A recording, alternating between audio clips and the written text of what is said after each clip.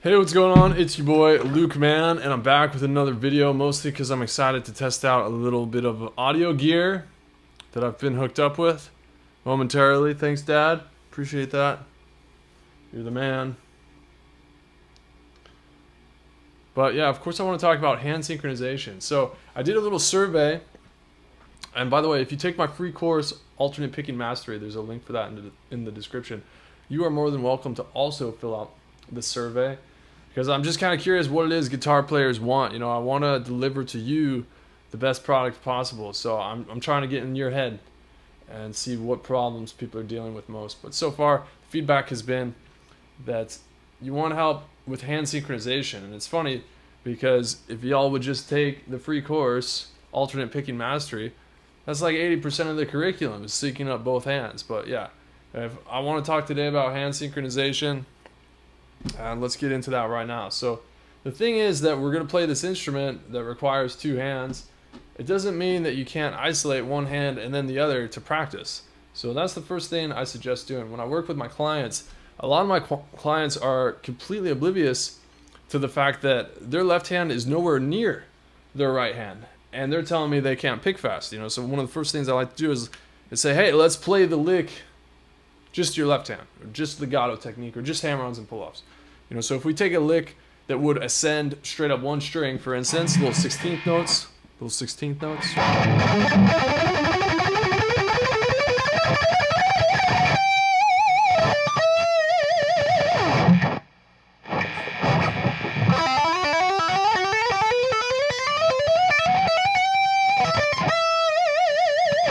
Okay, so mine sounds pretty good, you know, because I practice it a lot and I know of this issue.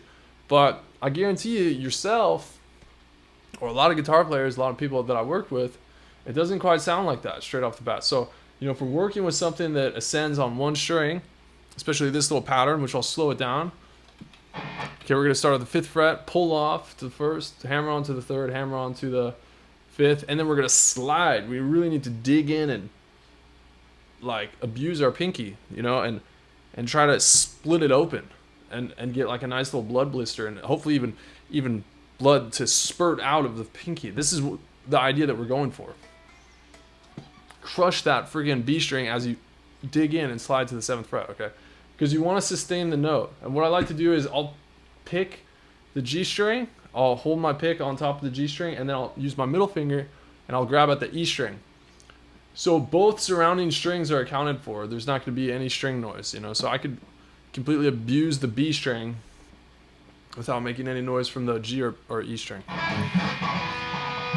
So that looks like this.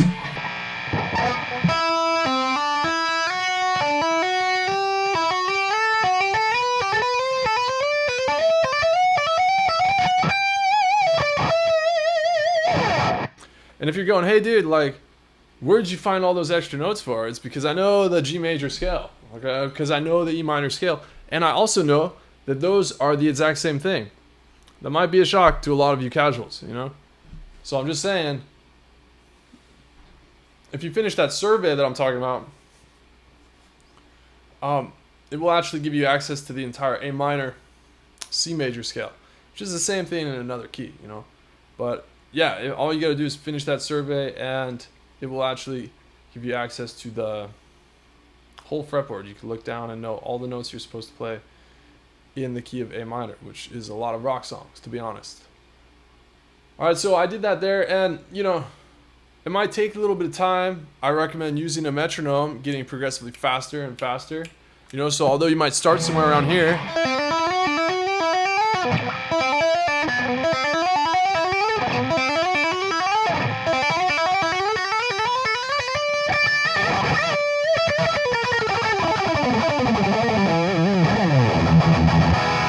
you know, you want to eventually progress that click a little bit faster, a little bit faster. Just get it all the way up to, you know, 200 beats per minute. For 16th notes is kind of the benchmark.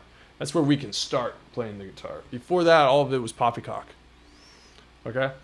So now let's do the same thing with the right hand. I don't know why we didn't think to also just play 16th notes with the right hand. You know, it would be nice to get like a little metronome going, but I'm not going to.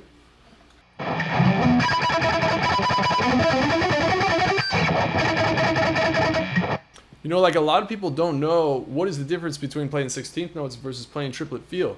And we should understand that, you know, we should realize that a triplet is turning a beat into three versions of, into three materialized 33% values, you know. So like each of them equal one beat, and they're each the same region of time. They take up, they're like proportionate. It's like if you had triplets and you wanted to make sure they all get the same amount of chocolate milk, and you sit there and you like level out the glasses.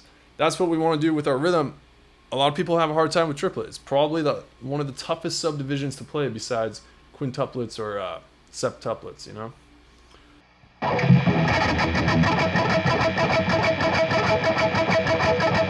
Triplet, triplet, triplet, triplet. But we want 16th, so easy way to count that is 1 E and a 2 E and a 3 E and a 4 E and a.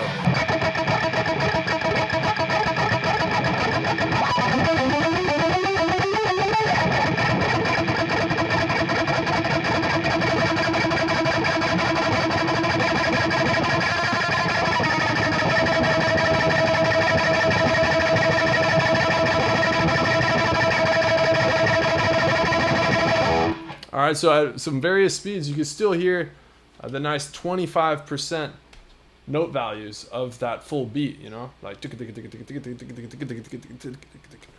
know, it's hard, it's easier to play than it is to say, fortunately, for me. The more words I put into it, the harder it is. If I just make like little mouth sounds, like a cricket, it's way easier, but it's kind of silly to do, you know. All right, so we want to start to combine these, and I like to do them one after the other. So it's like just the left hand, just the right hand, and then we do them together. And that's gonna like train your brain to think about your left hand, which you still have to do while you're using the right hand. Don't think about the right hand, just train it separately, get it dialed in. You know, if you're starting from ground zero, if you already have a good right hand, just jump into thinking about your left hand, you know. And you might know if you don't, if you do or don't. Oh, what's a good way to know? Yeah, as if like you can break down and play a couple of solos, you know. Play some serious like solos. Like maybe you can play a Whitesnake solo, or you know, you can hang with some Iron Maiden solos. You probably have a decent right hand, you know. If that stuff's like tough for you to do, you're from ground zero, bro. And that there's no shame in that. It's just know where you're at, okay? So let's start from here.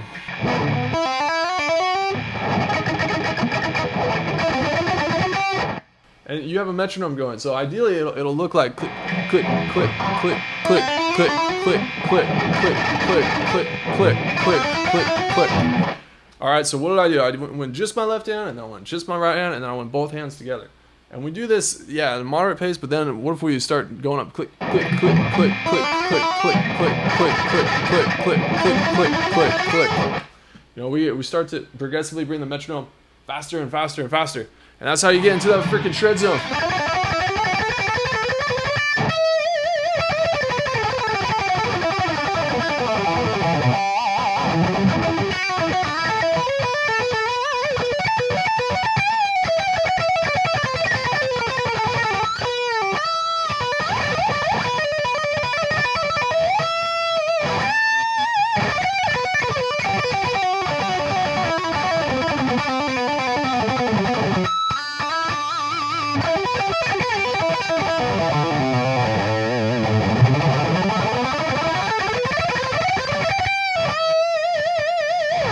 All right, we got the idea. So that's hand synchronization. And that's really all you need. You know, if you do that consistently, if you pick like some good exercises, by the way, in my free course, Alternate Picking Mastery, I have some good free exercises, or maybe like if that's what you want, you can comment down below like, hey dude, we like the concept, we're ready to roll with it, we just need more examples, you know, then I'll do a video just on that. That's cool with me. But yeah, definitely check out that free course. Like I said, it's for free. If you want to fill out that survey, it really helps because I'm trying to figure out what it is guitar players need from me so I can deliver it to y'all. And yeah, my name's Luke, man. If you want to see me on your feed more, you can like, comment, and or subscribe. If you want to see another video, check it out here. But yeah, enjoy the rest of your day. Rock and roll. Peace.